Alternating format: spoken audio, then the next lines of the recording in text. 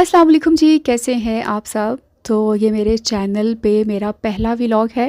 काफ़ी दिनों से मैंने वीडियो बना के रखी हुई थी और सोच रही थी आज वॉइस ओवर करती हूँ, कल करती हूँ, तो सोचा क्यों ना आज मैं वॉइस ओवर कर ही दूँ।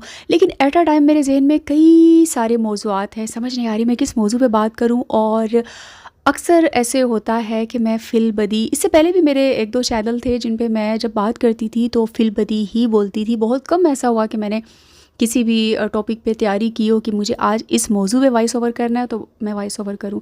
लेकिन ज़्यादा मुझे मज़ा आता है कि जो आपके ज़हन में चल रहा है ना, आप उसी पे बात करें। अच्छा, आज कल चले मैं आपसे शेयर करती हूँ कि ना मैं क्या सोच रही हूँ, क्या चीज़ है ऐसी जो कभी मुझे परेशान करती है, कभी मुझे उदास करती है।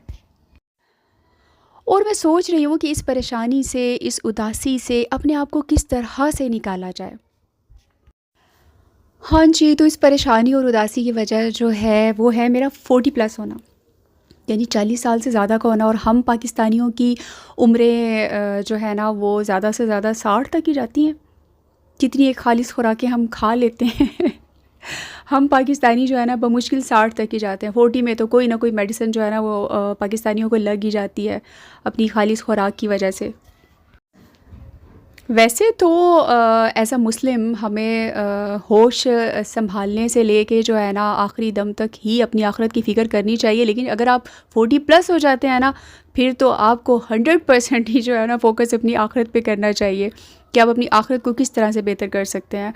अच्छा, ज़्यादातर लोगों को मैंने देखा है कि उनका फ़ोकस जो होता है ना वो तस्बीहात होता है, नमाज़ें होता है, तहज्जुद होता है। लेकिन जहाँ तक मेरी सर्च है, मैंने जब कुरान पढ़ना शुरू किया, उस पे गौर व फ़िक्र करना शुरू किया, तो मुझे पता लगा कि नमाज़ें तो ख़ैर फ़र्ज़ हैं ही हैं, लेकिन मोस्ट इम्पॉर्टेंट चीज़ जो इस्लाम में है ना वो है आपकी नीयत। आपका अल्लाह के बंदों के साथ आपके रवाबत किस तरह के हैं, आपका ताल्लुक़ किस तरह से है, आप हकूक़ुल इबाद निभा रहे हैं या नहीं निभा रहे हैं। क्योंकि अपने हकूक़ तो अल्लाह रब्बुल इज़्ज़त चाहे तो माफ़ कर देंगे, लेकिन जो बंदों के हकूक़ है ना, जब तक बंदे माफ़ नहीं करेंगे ना तो वो अल्लाह रब्बुल इज़्ज़त भी माफ़ नहीं करेंगे।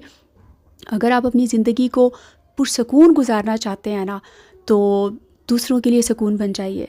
यकीन करें, आप दूसरों के लिए सुकून का बाइस बनेंगे ना, आपकी ज़िंदगी खुद ब खुद पुरसकून होती जाएगी। अच्छा, एक दिन ना मैं बैठे-बैठे सोच रही थी, अला बिज़िक्रिल्लाहि तत्मइन्नुल कुलूब, कि अल्लाह के ज़िक्र से जो है ना वो दिल इत्मीनान पाते हैं। तो मैंने बहुत से ऐसे लोग देखे हैं जो काफ़ी यानी अल्लाह का ज़िक्र करते हैं, तस्बीहात वगैरह पढ़ते हैं, लेकिन फिर भी वो डिप्रेशन में होते हैं।